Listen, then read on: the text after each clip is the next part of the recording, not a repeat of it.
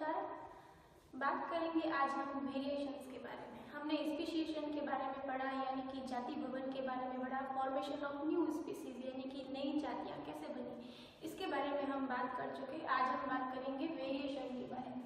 Variation का मतलब होता है विभिन्नता, हिंदी में कहें तो।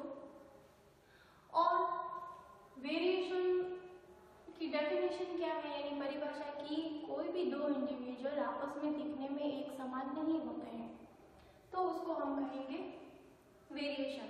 और ये वेरिएशन क्यों आते हैं, किस वजह से आते हैं, क्या रीज़न है कि कोई भी दो इंडिविजुअल आपस में दिखने में सेम नहीं होते हैं या किसी और कारण की वजह से सेम नहीं होते हैं, कोई भी ट्रेड में आपस में सेम नहीं होते हैं। तो ये वेरिएशंस किस वजह से आते हैं, तो आप एक जो मेजर है म्यूटेशन यानी कि उत्परिवर्तन, किसी जीन के अंदर म्यूटेशन हो जाए तो हमें वेरिएशन देखने को मिलता है, या फिर पूरा का पूरा क्रोमोसोम के अंदर म्यूटेशन हो जाए, क्रोमोसोमल म्यूटेशन,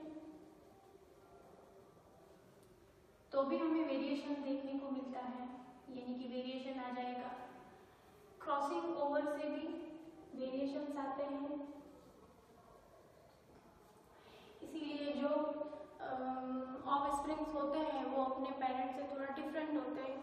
तो ये सारे रीजन हैं वेरिएशंस आने के, विभिन्नताएं उत्पन्न होने के लिए, ये सोर्स हैं वेरिएशंस के।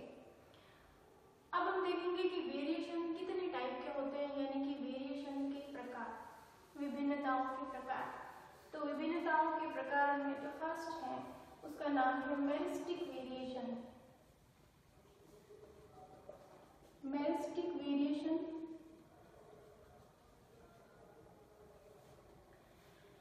इसके अंदर नंबर्स में चेंजेस, किसी के 13 रिप्स पाई जाए 12 की जगह, तो इसको हम कहेंगे कि ये मेरिस्टिक टाइप का वेरिएशन है। 12 की जगह आपको 13 रिप्स देखने को मिले, या फिर 5 उंगलियों की जगह आपको 6 उंगलियां देखने को मिले, तो इसको हम कहेंगे मेरिस्टिक टाइप वेरिएशन। सेकंड है सब्सटेंटिव टाइप वेरिएशन।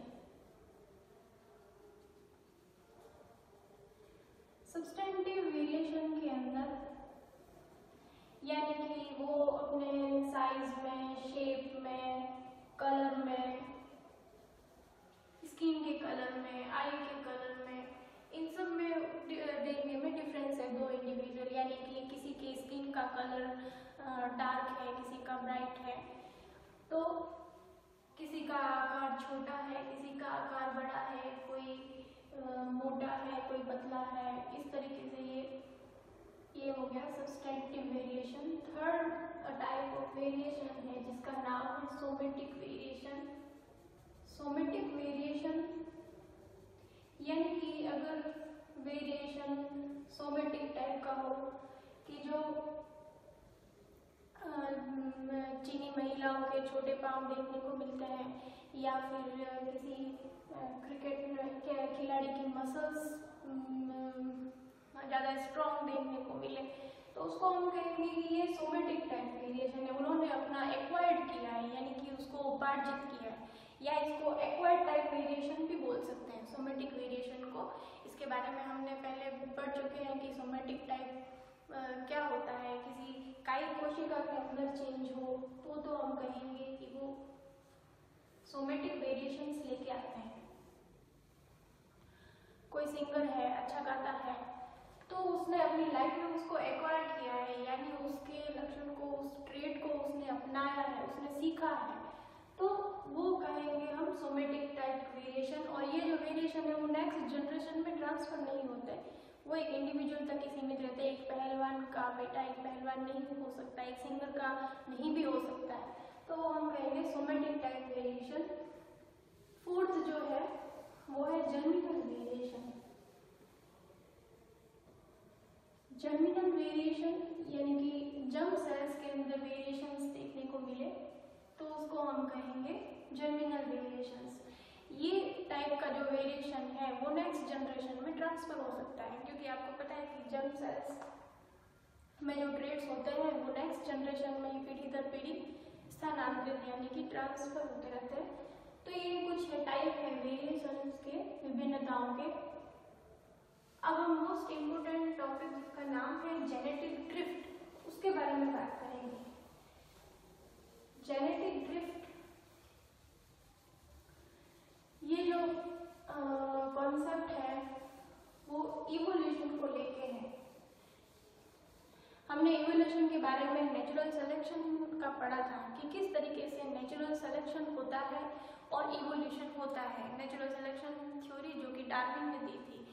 तो जो नेचुरल सिलेक्शन का जो प्रोसेस है वो बहुत ही धीरे होता है और लार्ज पॉपुलेशन पे वो लागू होता है। बहुत बड़ी पॉपुलेशन हो, फिर धीरे धीरे उसमें से सर्वाइवल ऑफ द फिटेस्ट, और फिर नेचर सेलेक्ट करती है कि जो सबसे ज़्यादा फिट है उसके जीन आगे ट्रांसफर होंगे।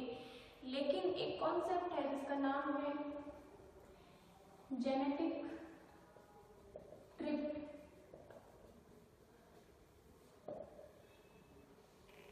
इसमें ये मानना है कि खाली इवोल्यूशन के लिए नेचुरल सिलेक्शन ही रेस्पॉन्सिबल यानी कि जिम्मेदार नहीं है। एक और भी प्रोसेस होता है जिसका नाम है जेनेटिक ड्रिफ्ट। उसकी वजह से भी इवोल्यूशन हो सकता है, उसकी वजह से भी जो पॉपुलेशन के अंदर चेंज है वो आ सकते हैं। तो जेनेटिक ड्रिफ्ट के लिए सबसे पहले तो कंडीशंस क्या क्या होनी चाहिए, कौन सी ऐसी कंडीशन होंगी तब जेनेटिक ड्रिफ्ट लागू होगा। तो इसमें फर्स्ट कंडीशन है कि पॉपुलेशन छोटी होनी चाहिए।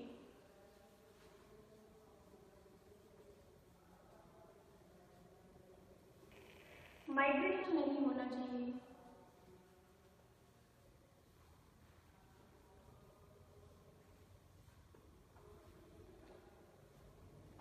अब जेनेटिक ड्रिफ्ट को आप इस तरीके से समझ सकते हैं कि जेनेटिक ड्रिफ्ट में ये जेनेटिक ड्रिफ्ट होता कैसे है। तो जेनेटिक ड्रिफ्ट होने के लिए कि मान लो कोई दो कॉन्सेप्ट दिए गए हैं। फर्स्ट कॉन्सेप्ट है बोटलनेक इफेक्ट।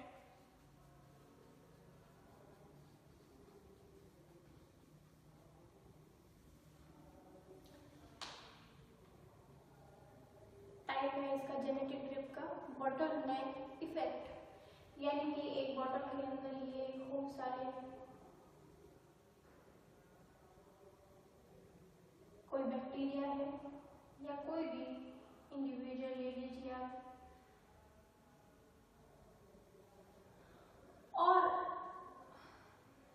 इसमें से इनमें जब कोई किसी वजह से या भूकंप की वजह से या कोई कैटास्ट्रोफिक की वजह से इनमें भगदड़ मच गई और ये जो मुंह के किनारे थे वो बच के निकल गए, लेकिन बाकी के जो थे वो नहीं बच पाए और वो डिस्ट्रॉय हो गए।